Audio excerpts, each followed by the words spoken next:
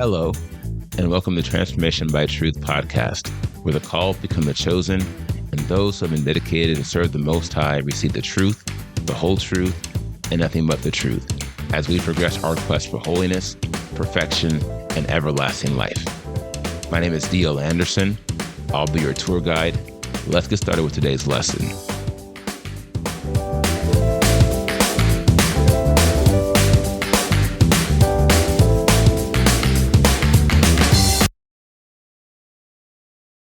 Hello, my friends. D.L. Anderson here.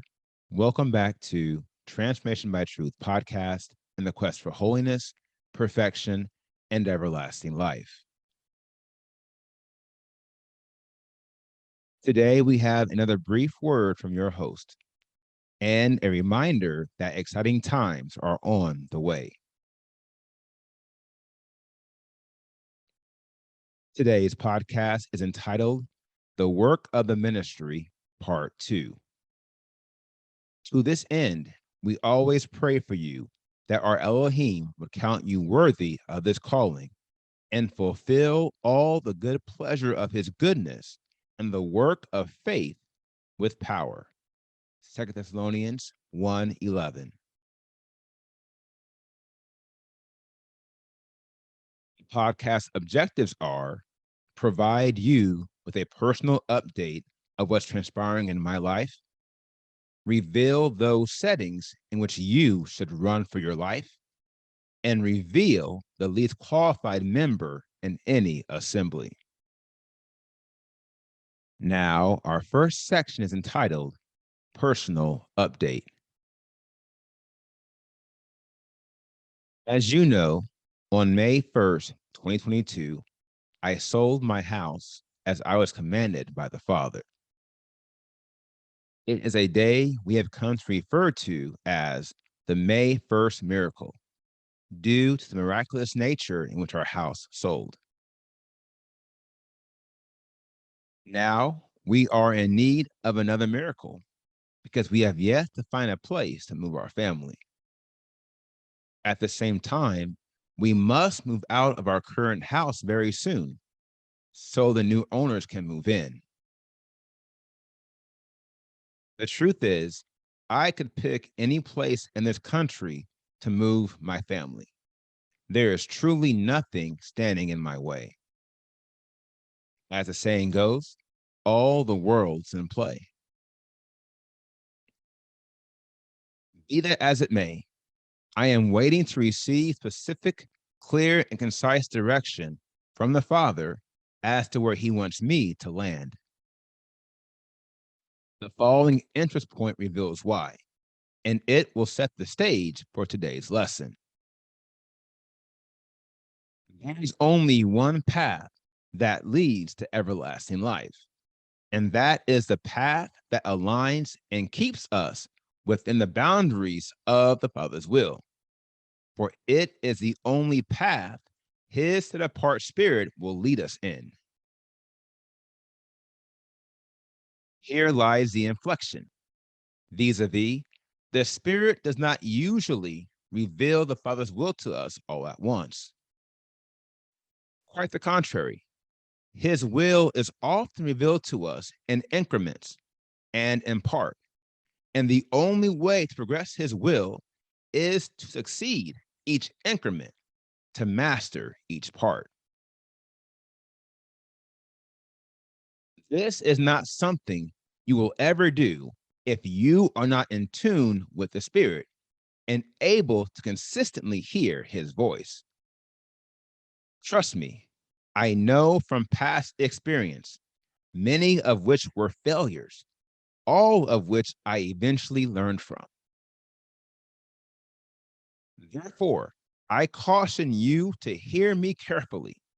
If you have not reached a spiritual plane where you can hear the voice of the Spirit, you need to get there, and you need to get there fast.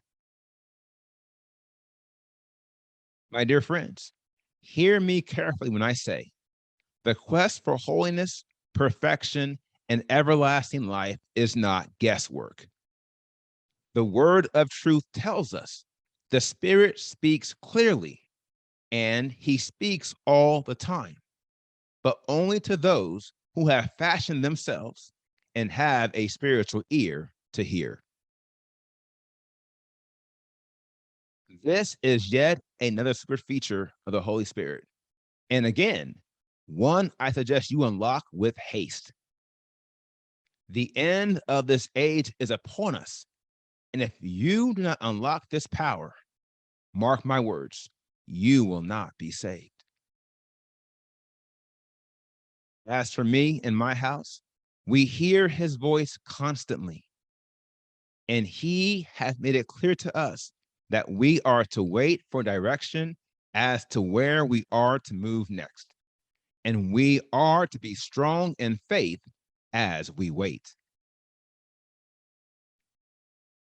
Believe me, I get it. This demonstration of faith may not be something you are used to seeing. You may even think I'm quite insane. It's okay. I don't take it personally. Yet, by the end of this lesson, I will prove the inverse, i.e., it is not insane to walk in obedient faith to the Father's will just because others don't understand what he is doing in your life. What is quite insane is refusing to walk in obedient faith to his will when we know disobedience is death. Now, our next section is entitled Run for Your Life. This matter lends itself to the work of the ministry, i.e., the focus of our most recent podcast. From it, we learn that the work of the ministry has three primary requirements, which represent multiple qualifications. The first requirement is a fundamental degree, i.e., the individual must be in a legitimate office. That is to say, they were not only called, but they were also chosen to occupy the office. They are spiritually qualified. This requirement speaks to the downfall of the conglomerate church, and it is one of the many reasons why the chosen are being called out of it. It is for this cause, which I will offer as an interest point. The conglomerate church does not elevate men and women to ministerial offices based upon the spiritual qualifications or standards found within the word of truth. This is precisely why the church is in the depraved state it is in. It is elevating unqualified men and women to lead their flocks down a path they are neither authorized nor qualified to travel. As I mentioned aforetime, those who are led by the Spirit can clearly distinguish the false ministers from the free ministers in three primary ways. One, by their fruit. Two, by determining what is in their hearts in the course of time. And three, by the discerning power of the Spirit. As it pertains to fruit, each spiritual variety is aligned with the degrees of holiness. All are needed to do the work of ministry, yet one degree is so fundamental to this office that if you should see a minister without it, I'm warning you, run for your life. Now, our next section is entitled The Least Qualified Member. Here's a question. Of the 16 primary degrees of holiness, which one is the most fundamental to the office of a minister? The answer is faith. This should not be too hard to understand. As you can see by the image to the right, faith is the foundation of the pinnacle of holiness, i.e., all the other degrees are founded upon faith. They depend on it. No doubt, this standard applies to every member of the invisible body of Yahushua Messiah. However, it applies to ministers above all others for the following reason, which I will offer as an interest point. Anyone who is struggling with faith is the least qualified member of an assembly to hold the office of a minister. It is the most fundamental deficit of ministry and both the biggest and the brightest red flag you'll ever see. Hebrews 11:6 reveals, but without faith, it is impossible to please him. For he who comes to Elohim must believe that he is, and that he is a rewarder of those who diligently seek him. Here's a question. Would Elohim elevate someone to the office of minister if he is in no wise pleased with them? The answer is no, of course not, which is why all the faithless men in the church circuit who call themselves ministers are as the blind leading the blind. For in the end, everyone falls into the ditch. That ditch, my friends, is bigger than the Grand Canyon, and it has a name. That is the lake of fire. It is not reserved for the faithful, but for the faithless, regardless of what they call themselves, where their worm dieth not, and the fire is not quenched. Trust me, as a minister chosen by Elohim, I am reminded of this every day. That is why, in situations like I am in now, I don't worry. I don't fret. For not only am I battle tested, I perceive the endless burden in deviating from the Father's will.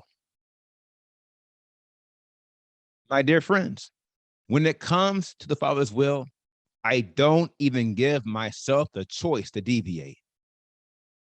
Even if following his will kills me, then to death I must go. For I would rather my life be taken from me than for me to lose my faith in my God. Job 13:15-16 reads, though he slays me, yet will I trust in him. But I show my ways to be right before him. He also is my deliverance, for a defiled one does not come before him. Now, here is the final word. If you don't have complete faith in Elohim, why would he have any faith in you? It's a rhetorical question, but one I am asking because despite the obvious answer, the masses are following men and women who don't have faith in Elohim.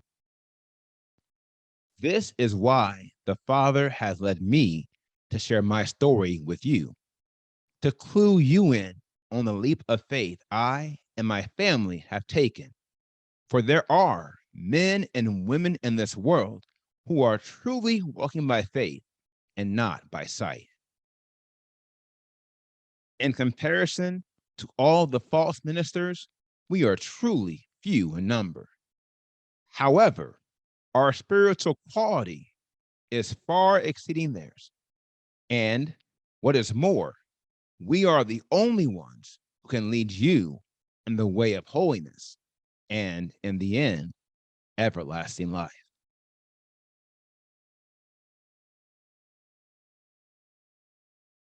Now, here is the assignment for today. As you have time, please go back and review all the podcasts I have posted thus far to aid you as you prepare for the quest ahead. Here again, I would like for you to invest some time reviewing the podcast I have posted on perfection. These were posted between January 17 and January 28th, 2022. And as always, please reach out to me directly if you have any questions at all.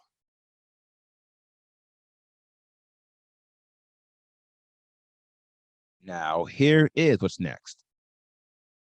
We completed today's podcast, The Work of Ministry, Part 2. And the next podcast will be The Work of Ministry, Part 3. My goal is to post it on Wednesday.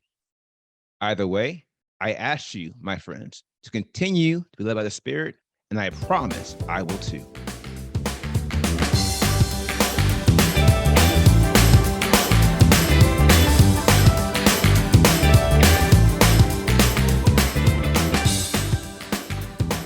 I hope you enjoyed today's podcast. Remember to tune in with us every Monday through Friday at 3 p.m. Eastern. And if you haven't already, visit us at www.pinnacleofholiness.com and make sure you sign up to join the quest for holiness, perfection, and everlasting life 2022.